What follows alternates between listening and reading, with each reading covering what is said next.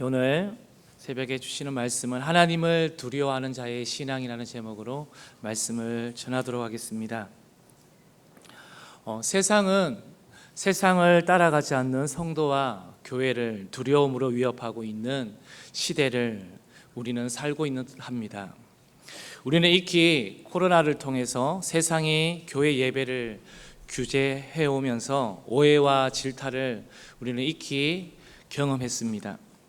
그러나 우리보다 더 이전에 지금 이 서신을 받아본 로마 제국의 변방에 흩어진 교회들이 겪는 가장 큰 어려움도 아마 사방으로부터 몰려오는 두려움이었을 것입니다. 지금까지 그냥 편하게 종교인처럼 살아오다가 개인적으로 그리고 가정적 위기가 불쑥 찾아오는 두려움으로 인해서 다시 성도님들은 말씀 앞에 살아가려고 반응합니다. 그런데 모두가 정직하지 않아도 되는 이 관례 속에서 혼자서 정직을 행하겠다고 해보십시오. 또 모두가 침묵할 때 하나님의 진리를 올바르게 선포한다고 해보십시오. 이상하게도 이렇게 마음먹고 신앙생활을 하려고 하면 왜 그리 평소에는 아무렇지도 않던 것들이 걸림돌이 되고 시험거리가 되는지 참 우리는 힘겨움을 보게 됩니다. 그래서 진리는 때로 외로운 것이라고 우리는 느낍니다. 그래서 예수님이 세상이 너희를 핍박하거든 그것은 나로 인해 받는 것이라고 말씀하고 있습니다. 예수 믿는 사람과 교회는 이 세상에서 외로운 게 어쩜 마땅한 것 같습니다. 지금 전 세계가 일어나는 현상을 한번 우리는 보십시오. 인권이라는 명분에 가려진 방종족 자유와 동성애, 차별법을 옹호하고 지지할 때 교회와 성도는 하나님 말씀 앞에 진리가 아니기에 같이 갈 수가 없습니다. 그렇기 때문에 외로운 길을 우리는 홀로 걸어갈 수밖에 없습니다. 예수를 제대로 믿고 따라가는 우리는 세상을 대하여는 소외감을 느끼지만 하나님을 향하여는 그렇지가 않습니다. 왜 그럴까요? 오늘 바로 베드로가 그 이유에 대해서 잘 설명하고 있습니다. 첫째는 하나님의 심판이 있기 때문에 그렇고요. 둘째는 교회는 세상보다 존귀하기 때문에 그렇습니다. 그리고 마지막으로 교회는 죽음에서 그리스도를 일으키신 하나님을 믿기 때문이라고 베드로 사도는 말하고 있습니다. 그렇기에 교회는 믿는 바도 바라는 바도 세상이 아니라 바로 하나님 자신이어야 한다고 말씀하고 있습니다. 오늘 베드로 서신을 통해 오늘을 살아가는 교회와 우리 믿음의 성도님들에게 하나님을 두려워하는 자의 신앙이 무엇인지 오늘 나누도록 하겠습니다. 크게 두 가지를 나누도록 하겠습니다. 첫 번째입니다. 심판하시는 하나님께 대한 두려움입니다. 우리 읽었지만 17절 말씀을 다시 한번 읽어보겠습니다. 외모로 보시지 않고 각 사람의 행위대로 심판하시는 이를 너희는 아버지라 부른즉 너희가 나그네로 있을 때를 두려움으로 지내라. 하나님은 세상 사람들에게 어떻게 비춰질까요? 성탄절에 산타클로스 정도처럼 가볍게 여겨지거나 또 우리나라와 가까운 일본 사람들에게는 자연 만물이 모두 신이 될 수 있으며 사람도 죽으며 신이 될 수 있다는 범신론적인 생각을 갖고 그들은 살아가고 있습니다. 우리가 살아가는 포스터 모더니즘 시대 자체가 서로에게 그럴 수도 있지라는 관용의 시대에 우리도 살아가고 있기 때문에 그렇습니다. 이 다원주의 시대가 추구하는 것은 다른 것뿐 아니라 틀린 것까지도 얼마든지 받아들이라고 강요하고 있는 것이 문제입니다. 우리 다음 세대의 자녀들이 살아갈 시대, 이 영적인 싸움은 더 치열하리라 저는 봅니다. 교회 강단에서 무엇이든 성경 말씀에 비추어 진리를 말씀해 주고 있지만 세상은 그 잘못된 것을 받아들이고자 하지 않습니다. 그러나 하나님은 속지 않으십니다. 우리의 말, 여러 가지 직분이나 타이틀에도 결코 속지 않습니다. 하나님은 우리가 주일의 삶과 주중의 일상을 살아내는 중심에서 예수 그리스도를 닮아가고 있는지 우리는 보아야 할 것입니다. 그 거룩함과 긍휼, 진실함과 사랑의 열매를 우리는 보실 것입니다. 세상 사람들 눈으로 보기에는 큰 것과 하나님께서 보실 때 큰 것은 항상 같지가 않습니다. 그래서 우리가 이 땅에 살 때 어떤 마음으로 살아가야 하느냐 하는 것입니다. 베드로전서 2장 11절 말씀을 한번 읽도록 하겠습니다. 사랑하는 자들아, 거류민과 나그네 같이 너희를 권하노니 영혼을 거슬러 싸우는 육체의 정욕을 제어하라. 성경은 말합니다. 마치 외국인으로서 여행객으로서 잠시 머물며 지나가는 기간 동안 우리는 허털어짐 없이 종말의 모두를 거짓 없이 심판하실 하나님에 대한 두려움을 가진 신앙으로 살아가라고 말씀하고 있습니다. 우리 교회 부근에 사시는 성도님들은 주변을 다닐 때 행여나 누구를 만날까 마주칠까 봐 조심하지 않습니까? 그런데 가족들과 가족 여행이라든지 회사 출장을 간다고 먼 타지에 잠시 머물게 되면 자기의 본분을 잊기가 쉽습니다. 아무도 눈치채지 못할 것이라고 생각하기 때문에 그렇지요. 신분이 노출된 회사와 관공서에서 존경받던 사람이 잠시 해외여행을 갔다가 탈선하는 경우도 우리는 종종 듣고 보지 않습니까? 왜일까요? 자신의 행위에 대한 곧바로 이렇다 저렇다 판단할 사람도 보이지 않고 간섭할 사람도 없다고 느끼게 되는 순간 심판에 대한 두려움도 잠시 있기 때문에 그렇습니다. 오늘날의 교회와 우리도 마치 최후의 심판을 기다릴 필요가 없는 듯이 세상의 판단과 힘을 빌려 결론을 내리는 일을 우리는 너무도 쉽게 생각한다는 것입니다.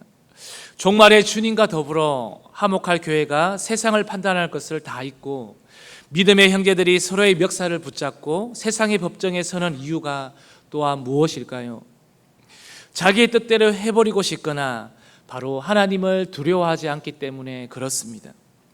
베드로는 이 세상 한복판에 던져져 사방이 세상으로 둘러싸인 작은 교회들에게 이렇듯 교회가 마땅히 두려워해야 할 하나님, 그 하나님에 대해 소망을 갖도록 가르쳐주고 있습니다.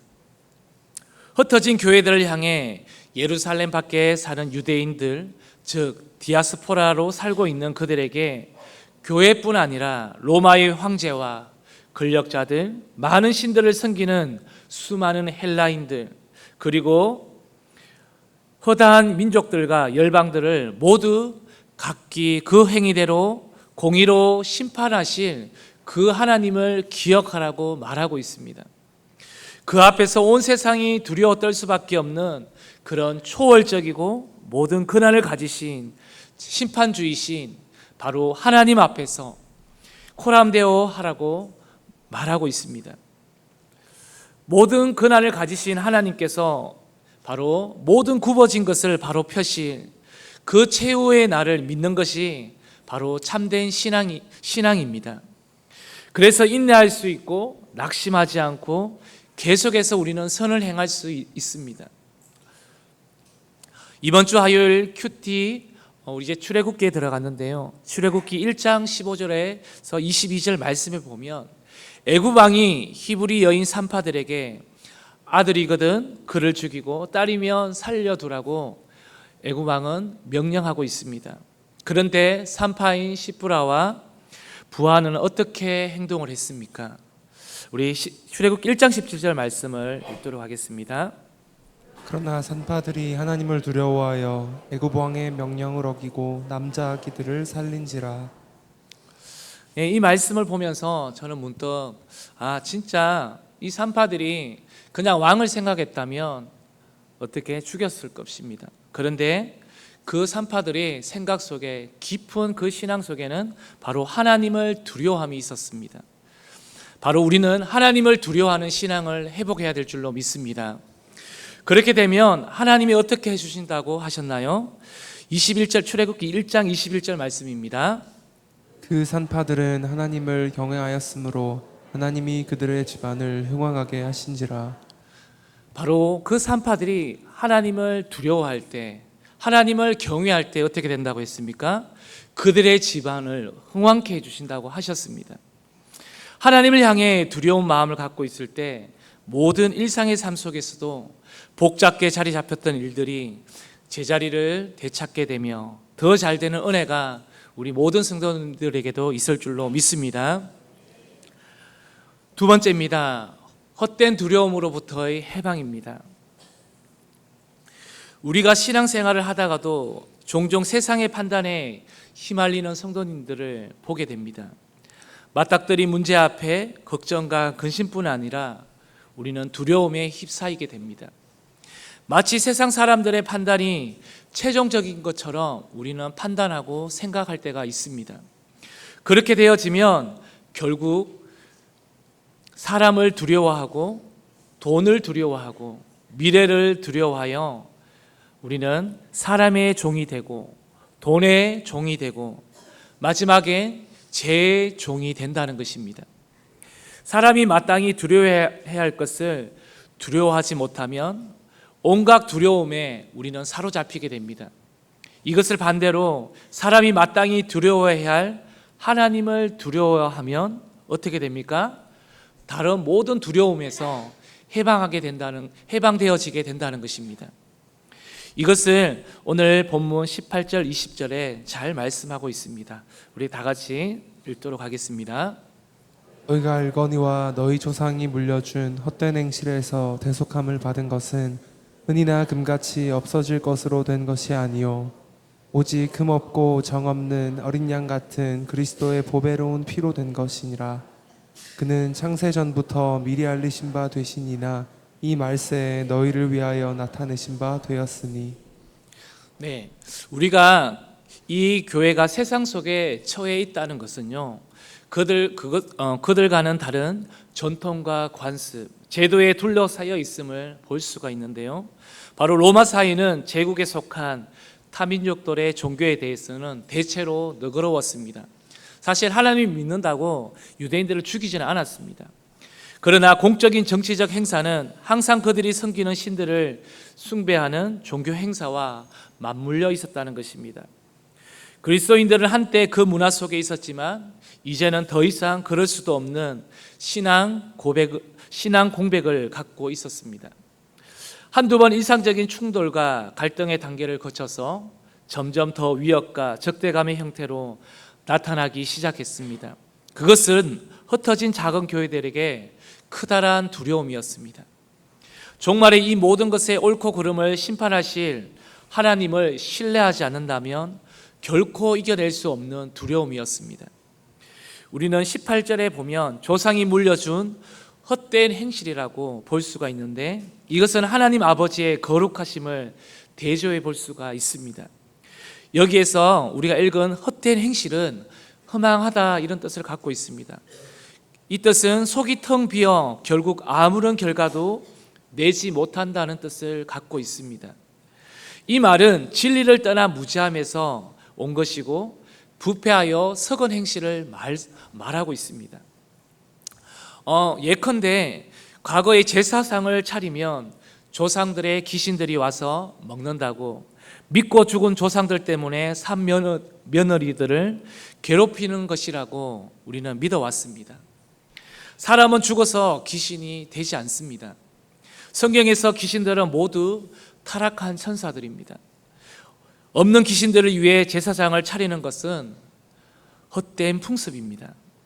바로 베드로는 이러한 허망한 행실들에서 우리가 오늘 읽은 개역 개정에서는 대속함을 받은 것이라고 말하고 있습니다. 그런데 이것을 18절 말씀을 세번역 성경을 보면요 이렇게 나옵니다. 한번 읽어볼까요? 여러분은 조상으로부터 물려받은 여러분의 헛된 생활 방식에서 해방되었습니다. 여러분도 아시지만 그것은 은이나 금과 같은 썩어질 것으로 된 것이 아니라. 잠깐만 띄워주시고요. 여기서 보면요 헛된 생활 방식에서라고 하는 이곳에서 방식에서 대속함을 받으니라고 원래는 나오는데요. 개역 개정에서는 여기 세번역에서는 보면 헛된 생활 방식에서 해방되었습니다라고 나옵니다. 이 표현은 그리스도의 피와 함께 신약에서요 찾아보면 여기에서만 나옵니다. 대속함을 받은 이 뜻은 신약전서에서 이곳 오늘 이 본문만 나온다는 것입니다. 베드로는 이미 1장 2절에서 그리스도의 피뿌림과 연관하여 구원을 이미 말하고 있습니다. 바로 18절 이 구절도 구약의 뿌리를 둔 표현으로서 영원하신 어린 양 그리스도의 피로서 해방된 사실을 암시하고 있습니다. 장소를 벗어난 것이 아니라 세상의 그 허망한 행실들로부터 해방된 것이라고 말하고 있습니다. 베드로는 출애굽 신앙을 강조하고 있는데요, 단순히 첫 번째 출애굽처럼 이집트에서 가나안으로 옮겼던 지리적 이동만을 뜻하는 것은 아닙니다. 그들 옛 이스라엘은 약속의 땅에 들어왔어도 그 헛된 행실을 버리지 못했다고 말하고 있지요. 하지만 이제 교회는 진짜 출애굽을 하게 되었습니다. 짐승의 피가 아니라 그리스도의 피로 구속함을 받았습니다. 그것은 그들을 이집트나 로마에서 건져내는 것이 아니라 그들의 양심을 새롭게 함으로 무엇보다 죄와 죽음의 건세, 즉 부패하고 헛된 행실에서 해방되는 참된 출애굽을 한 것이라고 말씀하고 있습니다. 우리는 세상의 양심과 그리스도를 아는 믿음을 위협하며 두렵게 하는 그 헛된 두려움에서 사로잡힐 이유가 더 이상 없습니다. 조상들의 전통이 그 중 하나인데요, 오래된 것이 더 좋은 것, 권위 있고 가치 있는 것으로 여겼습니다. 하지만 베드로는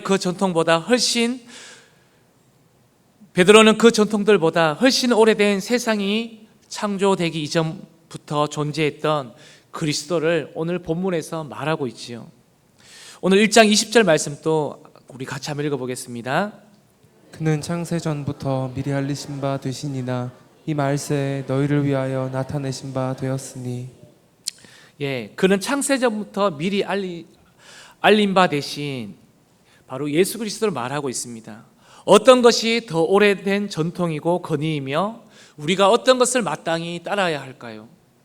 이 시대는 전자제품처럼 하루가 빠르게 바뀌며 발전하는 시대, 가장 최신의 유행이 가장 권위 있는 것으로 대접받는 것처럼 보입니다.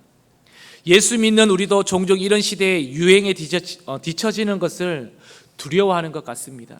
그러나 그리스도를 따라 사는 삶은 전에도 계셨고 이제도 계시고 장차 오실 하나님을 따라 사는 거룩한 삶은 정통으로 보나 유행으로 보나 가장 권위 있는 형태인 줄로 믿습니다. 이 세상은 예수님과 비교될 수도 없습니다. 아멘입니까? 그것들은 예수 그리스도의 후에 지원받았고 그리스도가 오시며 모두 사라질 것이기 때문에 그렇습니다. 그렇다면 이 두려운 세상에서 예수 믿는 증거가 우리에게 어떻게 나타나야 할까요? 세상의 부패한 모습 속에서 이 정도는 괜찮겠지 하며 적당히 따라가지 않도록 우리는 해야 합니다.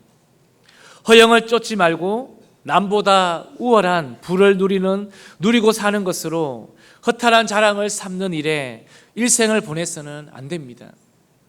사업을 한다면 속이지 말아야 합니다.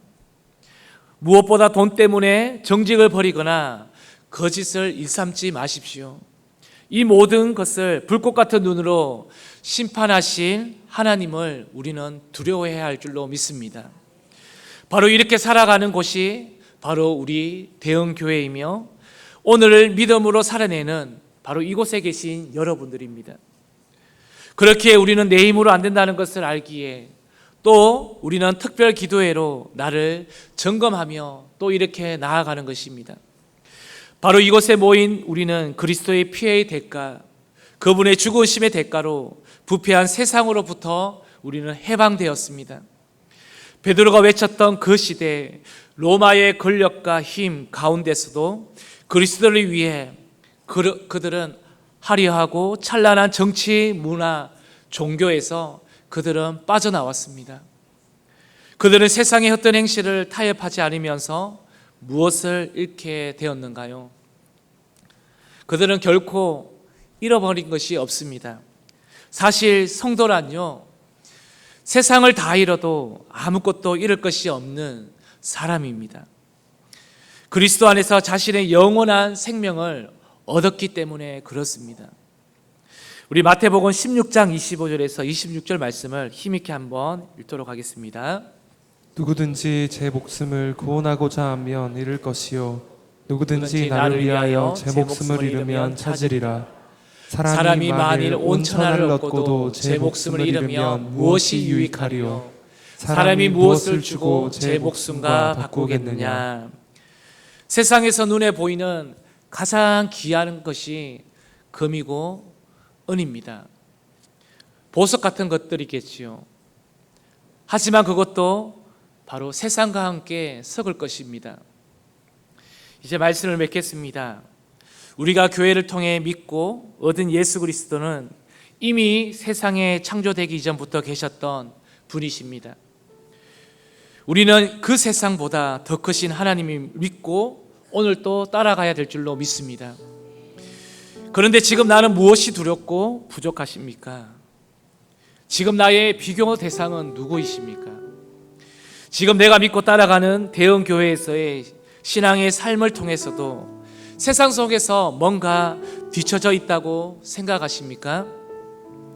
매일의 예배의 삶을 통해서도 해방됨의 사건을 누리고 계시지 못하십니까? 그렇다면 죄송하지만 아직도 우리는 죄와 죽음의 건세, 적부패하고 헛된 행실에서 벗어나지 못했다는 증거입니다. 어서석기 두렵고 떨림으로 주 여호와께 부르짖음을 통해 헛된 두려움으로부터 해방되시기를 소망합니다. 무엇보다 여호와의 선하심을 맛보아 이 믿음을 우리가 날마다 경험하고 맛보는 우리 믿음의 성도님들이 다 되시기를 축복합니다. 우리 오늘 말씀을 기억하시면서 같이 함께 기도했으면 좋겠습니다.